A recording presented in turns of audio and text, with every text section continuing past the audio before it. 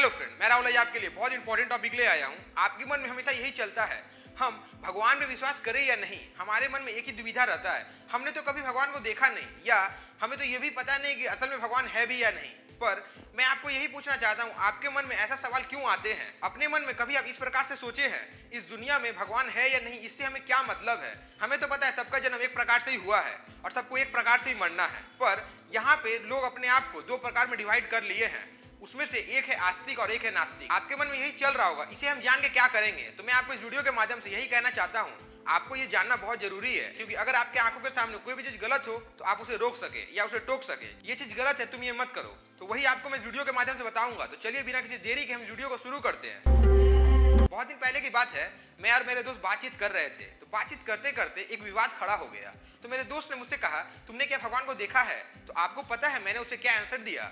उसके बारे में मैं आपको थोड़ी देर बाद बताऊंगा। पर मैं आपको एक बात कहना चाहता हूं, अगर आप भगवान को नहीं मानते हैं तो कोई बात नहीं है, पर आपको अपने मन में उन लोगों को गलत नहीं कहना चाहिए जो भगवान को मानते हैं, क्योंकि उनका भी थिंकिंग प्रोसेस अलग है जैसे आपका अलग है। इसीलिए अगर आपको अपने आप को वहां पर बना के रखना है तो उन लोगों को कभी बहस करने का दरकार नहीं है, क्योंकि उनके पास भी ऐसा कुछ हुआ है तभी जाकर वो भगवान को मान पाए हैं, या उनके लाइफ में कुछ भी ऐसा घटित हुआ है जिससे उनको विश्वास हुआ है कि असल में भगवान है। आपके लाइफ में ऐसा घटना जरूर होगा जिससे आप डायरेक्ट नास्तिक से आस्तिक बन जाएंगे। आपको किसी पर उंगली उठाने का कोई भी हक नहीं है, क्योंकि एक चीज आप समझ जाइए, अगर आप किसी पर भी एक उंगली उठाते हो तो एक चीज आप ध्यान रखिए, चार उंगली आपके तरफ ही है और आपको ये सोचना होगा कि कहीं चार उंगली आपके तरफ उठ ना जाए। इसीलिए मैं आपको यही कहना चाहता हूँ, आपका थिंकिंग प्रोसेस अलग हो सकता है पर आपका सक्सेस पाने का प्रोसेस हमेशा एक ही होगा, क्योंकि सब कोई को अपने लाइफ में सक्सेस चाहिए, भले वो आस्तिक हो या नास्तिक, इससे कोई फर्क नहीं पड़ता है, क्योंकि उसके लाइफ में उसे तो वहां तक जाना है और अपने आप को इस प्रकार से सक्सेस बनाना है कि कभी भी वो पीछे ना जा सके जहां पर वो आज है। इसीलिए मैं आपको यही कहना चाहता हूं, अब आपको सोचना होगा कि आपको क्या करना है, क्योंकि अगर आपको सक्सेस पाना है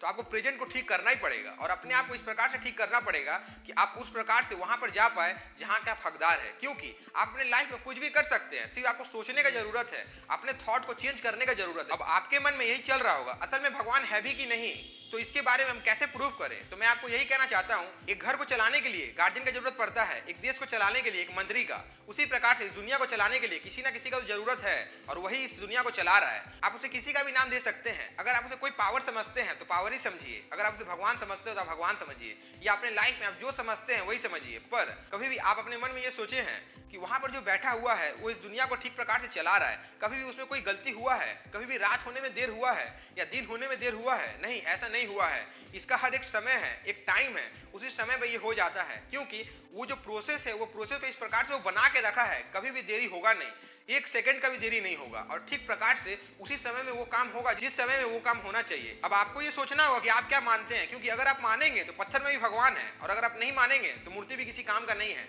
इसीलिए अब आपको सोचना होगा कि आपको क्या करना है और अपने लाइफ में कहां से कहां तक जाना है, ये तो आपके ऊपर डिपेंड करता है। तो चलिए अब आपको मैं बता ही देता हूं कि मैंने अपने दोस्त से क्या कहा। उसने जब ये पूछा कि तुमने क्या भगवान को देखा है, तो मैंने उसे यही पूछा, तुमने क्या हवा को देखा है? तो उसने मुझसे कहा, मैंने हवा को तो नहीं देखा है। तो मैंने उससे कहा, तुम कैसे तब विश्वास कर सकते हो कि हवा है? तो वो मुझसे कहता है कि मैं उसे फील कर सकता हूँ। उसी प्रकार से मैंने उससे कहा कि मैंने भगवान को फील किया है। इसीलिए तुम कभी भी ये नहीं कह सकते हो कि असल में भगवान है कि नहीं।